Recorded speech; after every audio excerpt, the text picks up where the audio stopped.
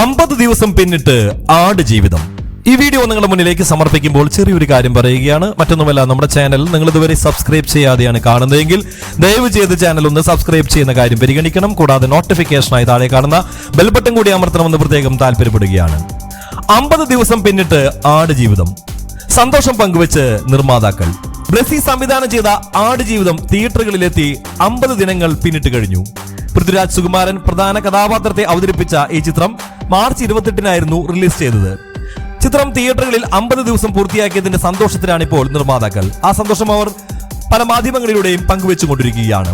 പ്രത്യേക പോസ്റ്റർ നിർമ്മാതാക്കൾ പുറത്തുവിട്ട് കഴിഞ്ഞു. മലയാളം, തമിഴ്, തെലുങ്ക്, കന്നഡ, ഹിന്ദി എന്നീ ഭാഷകളിലായിട്ടായിരുന്നു ചിത്രം റിലീസ് ചെയ്തത്.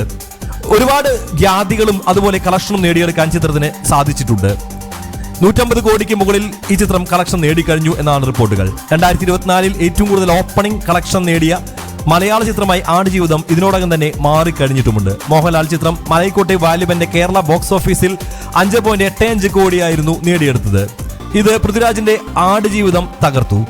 3.35 കോടി നേടിയ മഞ്ഞുമൽ ബോയ്സ് ആണ് നിലവിൽ 3-ാം സ്ഥാനത്തുള്ളത്. ഏപ്രിൽ 6-ന് ചിത്രം ലോകമെമ്പാടുമായി 100 കോടി കടന്നതായി നിർമ്മാതാക്കൾ ഔദ്യോഗികമായി അറിയിച്ചിരുന്നു. ഏകദേശം 150 കോടിക്കടുത്ത് ചിത്രം ഇതുവരെ കളക്ഷൻ നേടിയെന്നാണ് റിപ്പോർട്ടുകൾ. ടോട്ടൽ ബിസിനസ് കളക്ഷൻ ഇതുവരെ പുറത്തുവിട്ടിട്ടില്ല. ഏതായാലും അടുത്ത് തന്നെ ചിത്രം OTT-ക്കായിട്ട് പ്രഖ്യാപിക്കും എന്നാണ് പ്രതീക്ഷിക്കുന്നത്. OTT റിലീസിനായി ഒരുങ്ങുമ്പോൾ ആടുജീവിതത്തിന്റെ ഇതുവരെയുള്ള കളക്ഷൻ നമുക്ക് കിട്ടുമെന്ന് പ്രതീക്ഷിക്കുന്നു. മികച്ച പ്രകടനം തന്നെയാണ് പൃഥ്വിരാജ് ഈ ചിത്രത്തിൽ കാഴ്ചവെച്ചിരിക്കുന്നത്. വ്യത്യസ്ത ഗെറ്റപ്പിലും ബോഡി തന്നെ മെയിൻറ്റെയിൻ ചെയ്ത് അദ്ദേഹം നടത്തിയ കഠിനമായ പരിശ്രമങ്ങൾക്കും ഒരുപാട് നേട്ടമുണ്ടാക്കി എടുക്കാൻ സാധിച്ചു. കഷ്ടപ്പാടുകൾക്കും ബുദ്ധിമുട്ടുകൾക്കും ഒരു ദിവസം പ്രതിഫലം ലഭിക്കും എന്നതിന്റെ വലിയ തെളിവ് തന്നെയാണ് ആടുജീവിതത്തിന്റെ ഈ വിജയം സൂചിപ്പിക്കുന്നത്.